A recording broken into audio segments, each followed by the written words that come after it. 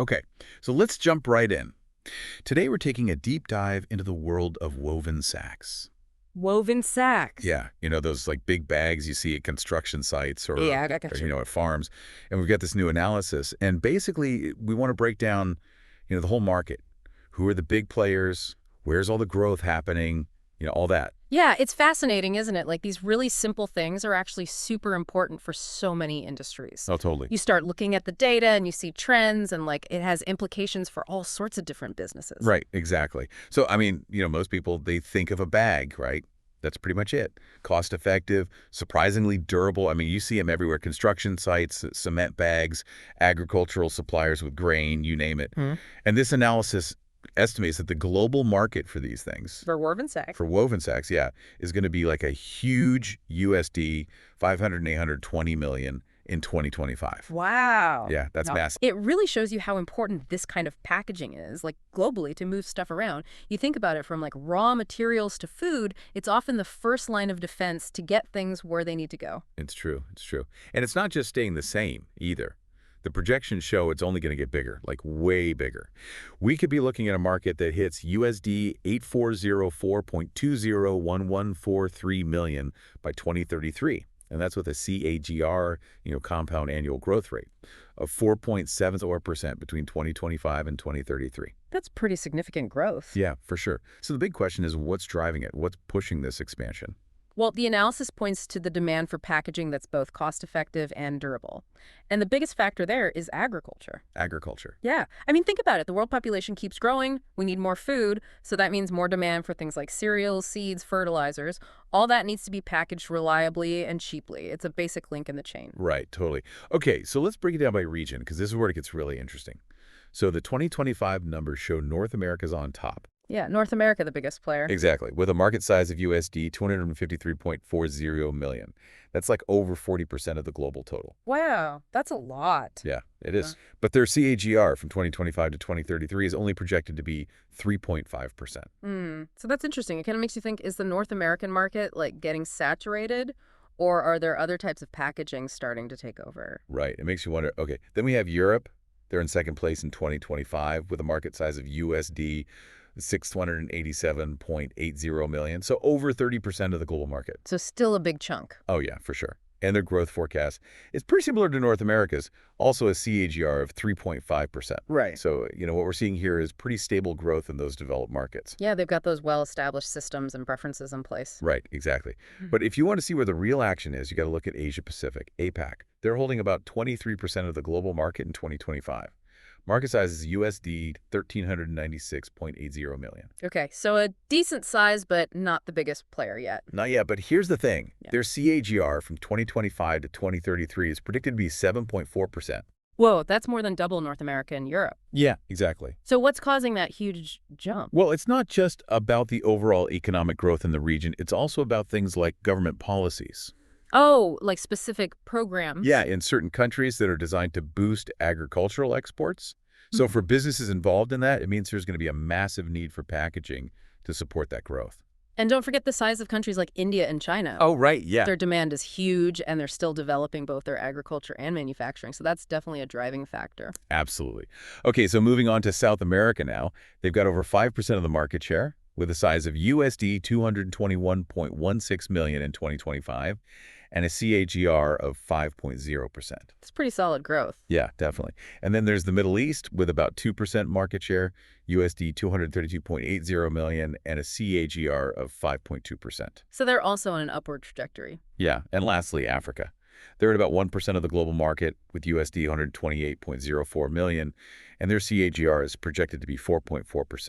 Okay, so even though those regions are starting from a smaller base, they've still got good potential for growth. Exactly.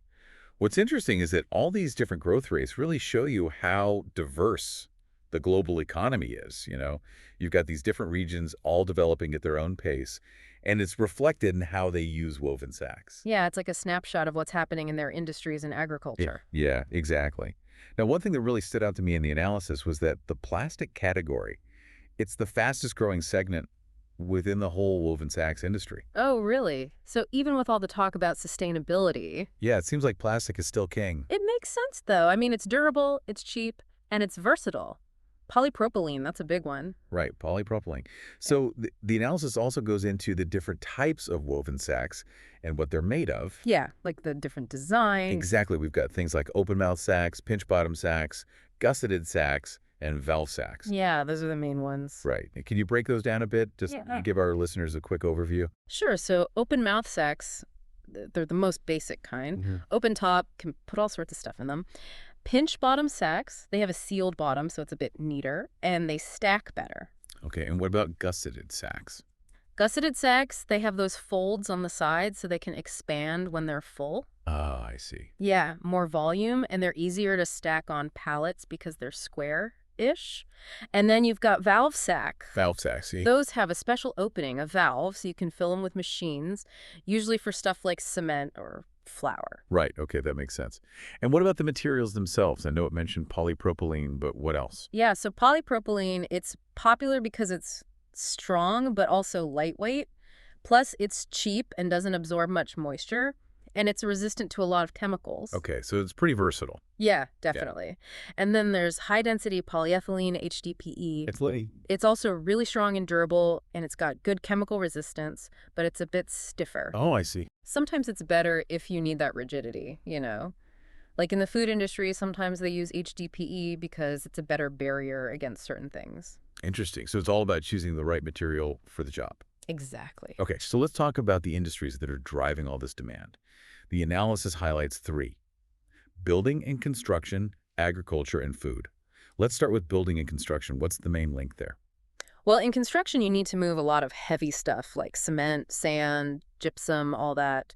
And you need packaging that can handle it, something strong and cheap. And that's where woven sacks come in. They can take the weight, they're durable, and they're not expensive. So it's a perfect fit. Makes sense.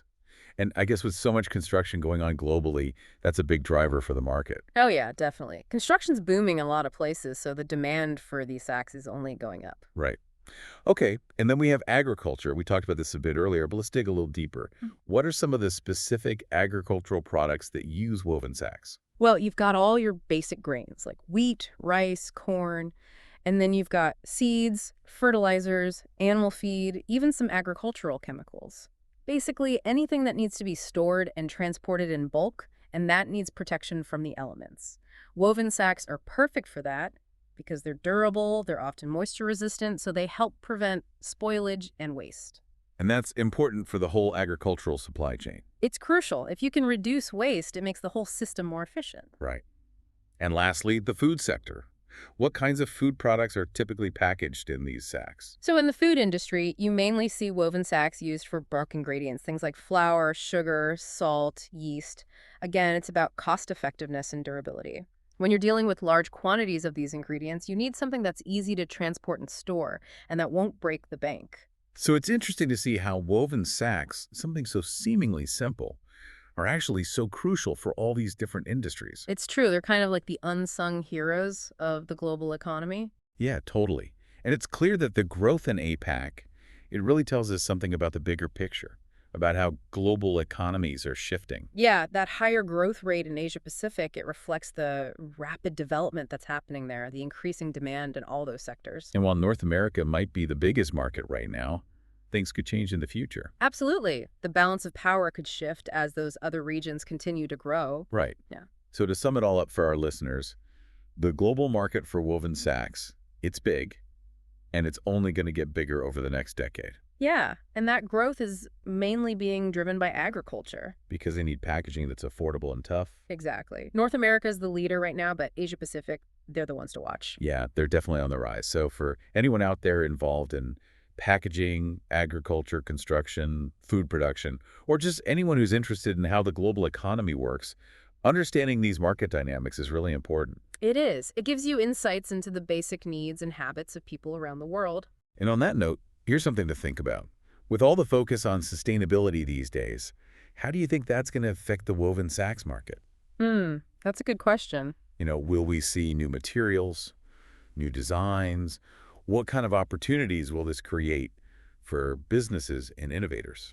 It'll be interesting to see how it all plays out. It definitely will. So Yeah. we encourage all of you to think about these trends and how they might affect your own areas of interest.